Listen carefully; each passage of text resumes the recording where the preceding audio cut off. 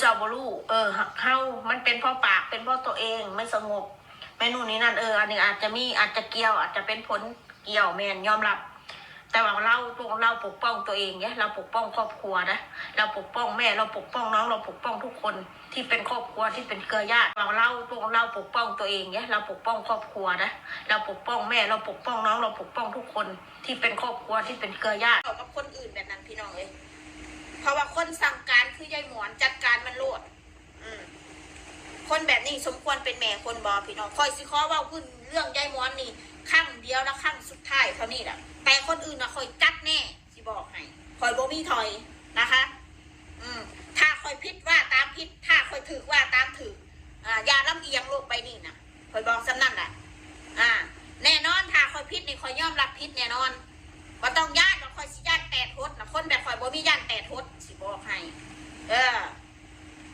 เอามาหลักฐานนะอันใดที่ว่าคอยพิษนะโอเคคอยยอมรับพิษก่อนที่จะเล่นงานคนอื่นนะตัวเองต้องถูกต้อง100%เด้อค่ะเด้อสิบอกให้ไม่ได้ท้าทายนะไม่ได้นู่นนี่นั่นนะแต่เราพูดความจริงรับได้ก็รับไม่ได้ก็ไม่เป็นไรเราพูดความจริงเด้อค่ะสิบอกให้คนที่สั่งการให้คนอื่นมาขามันก็คือยายหมอนบ่มีผู้ใดเด้อค่ะพี่น้องสิว่าอีกประเด็นที่ปั๊บไม้ข่อยเด้อที่ปั๊บไม้ผัวข่อยว่าลูกเคยนี่เฮ็ดเจ็บซ้ำน้ำใจเจ็บมาจนเท่าซุมือนี่แล้วว่านะทั้งที่เราบ่เคยเฮ็ดยังไอ้เผ็ดนะเราบ่เคยทำร้ายร่างกายแม้แต่นิดเดียวพี่น้องเอ้ยข่อยบ่ได้หูหนวกตาบอดสิบ่มื่นหูมื่นตาบ่ขึ้นว่าสิมาอวยผัวสิมาเข้าข้างผัวมันเป็นไปไม่ได้พี่น้องมันเป็นไปบ่ได้คนเฮานะคนเฮามันมีจิตใต้สำนึกเด้มันมีจิตใต้สำนึกอันไหนดีอันไหนชั่วเรารู้พี่น้องคอยสิมานั่งอวยผัวคอยทั้งที่สามีผู้เป็นผัวตีแม่นู่นนี่นั่นบ่แม่นมันบ่แม่นมันบ่ใช่พี่น้องสิมาปั๊บไปเงิน20,000ตีหมูน้ำหนัก20 กิโลตีเอาไปเพียงหมูน้ำหนัก20 กิโลนั่นบ่นักตีกินเบิดอยู่ติเบิดอยู่บ่หมูน้ำหนัก20 กิโลนั่นเหล้าขวดหนึ่งเสียกินเหล้าเสียไปอันกินกับผู้ใดเหล้านั่นให้เท่าให้แก่กินบ่ต้องเอิ้นมาเท่าแก่เจ้านั่นตะโคดตะเข็ดยังของเจ้าบ่ต้องเอิ้นมาถ้าเจ้าต้องการเงินน้ำข่อยน่ะ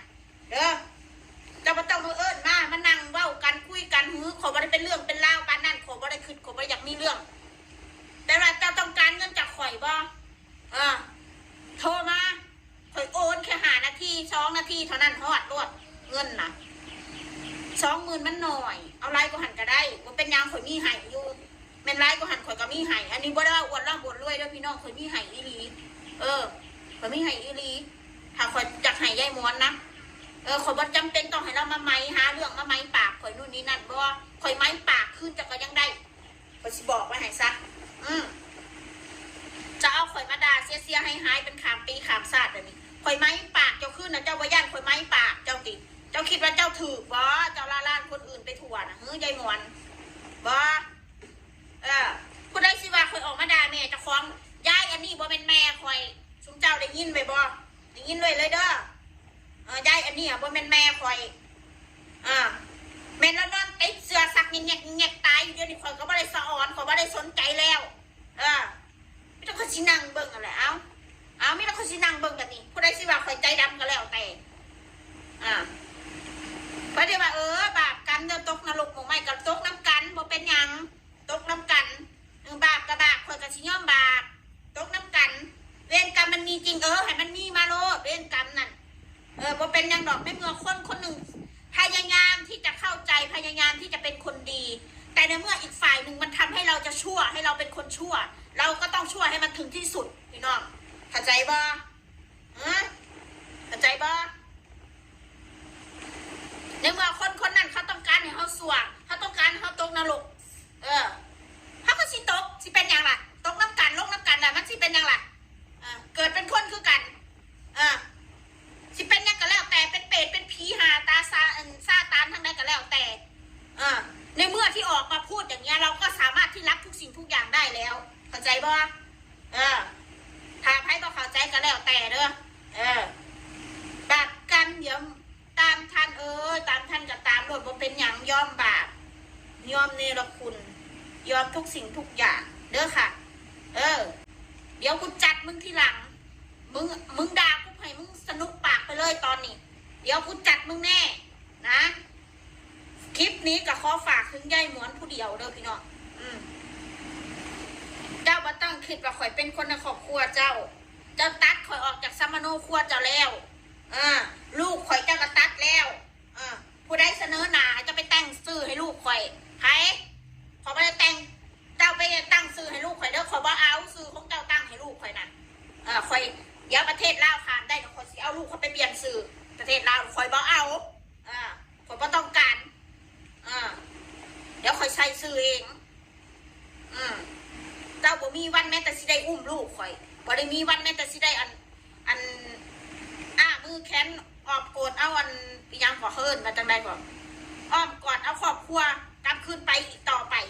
เจ้าบ่มีวันนั้นเด้อข่อยกสิขอให้เจ้าสาธุขอให้เจ้าเจริญรุ่งเรืองข่อยบ่สาบแช่งเจ้าเด้ข่อยสิขอให้เจ้านะมื้อนี้วันที่1จะมักเลขขอให้เจ้าถือเลขมื้อนี้ค่ะขอให้เจ้าร่ำเจ้ารวยขอให้เจ้าลูกผู้เจ้าอยู่นั่นมาขอให้เขาหักเจ้าจริงๆขอให้เขาอย่าได้รังแกเจ้าขออย่าให้เขาได้ทำลายจิตใจเจ้าอีกต่อไปขอให้เจ้าหักขอให้เขาหักเจ้าเด้ออีหล่านั่นขอให้มันหักเจ้าที่แท้จริงเด้อลูกผู้ว่าโบเน่เราคุณนะดาแม่นะมิตรมิตรมึงมิตรกูพี่น้องจ้าอีหล่าแต่ว่าผู้วันเน่เราคุณนะแม้แต่คำก็ยังบ่มีพี่น้องมีแต่แนวใดมันดีแนวใดมันนู่นนี่นั่นเท่ากับป้อมให้เว้าให้ตอนช่วงที่มาอยู่กับข่อยก็ย้อนว่าบ่มีลำบากบ่มีเงินลำบากเพราะยังพอบักเบิ้ลลำบากพอบักเบิ้ลนี้มาระบายที่นี่พอมาอยู่ที่นี่เมื่อพุ่นกันมันอยู่กับอีมอนลำบากอีมอนโอ้โหข่อยยอมความคือเจ้าอะไรพี่น้องเอ้ยสำหรับคลิปนี้ข่อยกับซิบได้ว่ายังมากมายหรอกเพียงแต่ข่อยสิขอออกมาว่าเรื่องยายมวนนี่แหละให้ข่อยว่าเนี่ยเด้อให้ข่อยระบายเนี่ยเข้าใจข่อยเนี่ยให้ข่อยระบายเนี่ยถ้าเป็นคนอื่นนะมันอกแตกตายแล้วแต่ข่อยนะบ่ข่อยมีแต่สิเฮ็ดใส่ข่อยมีแต่สิมีความสุขแต่ละมื้อนั่นข่อยสิบอกไว้ให้ซะข่อยสิบอกไว้ซะข่อยอยากกินหยังข่อยก็สิซื้อมากิน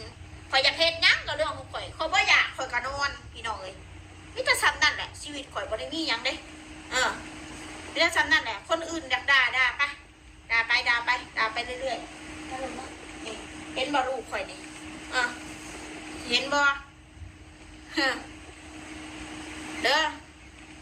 เอาละใครอยากคอมเมนต์ก็ได้ค่ะตามสบายใจเอาที่สบายใจคนหนึ่งนะคนคิดว่าตัวเองเป็นแม่จะให้คนมาขาลูกขาเต้าหรือว่าที่ตัวบ่คอยได้ยินคำนี่แหละคอยกับบุ้งคุณจังแน่สิว่าแล้วพี่น้องเอ้ยเอาเป็นว่ายายอันนี้บ่เป็นแม่คอยจบว่าสำนักไหนพี่น้องอย่าว่าคอยบ่จบบ่จักเถื่อเดี๋ยวคอยสิจบคอยบอกแล้วคอยสิจบถ้าเขาจบนั่นอย่าว่าคอยบ่จบคอยรู้เรื่องคอยมีสติพ่อเด้อพี่น้องคอยจบคือจบเรื่องยายมอนนี่คอยจบแล้วคอยจบในคลิปนี้เด้อเรื่องยายมอนเด้อคอยจบแล้ว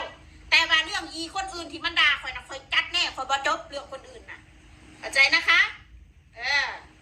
พอแล้วพี่น้องจ๋าลาไปก่อนเด้อค่ะเด้อค่ะผิดพลาดประการใดก็ขอโทษขออภัยทุกสิ่งทุกอย่างบ่ได้มีเจตนาที่จะออกมานั่งเบ้าหรือนู่นนี่นั่นหรอกลองมาเป็นข่อยลองมาเป็นชีวิตข่อยลองเบิ่งเด้อไปแหละพี่น้องจ๋าแต่ว่าพวกเราปกป้องตัวเองเนี่ยเราปกป้องครอบครัวนะเราปกป้องแม่เราปกป้องน้องเราปกป้องทุกคนที่เป็นครอบครัวที่เป็นเครือญาติอาจารย์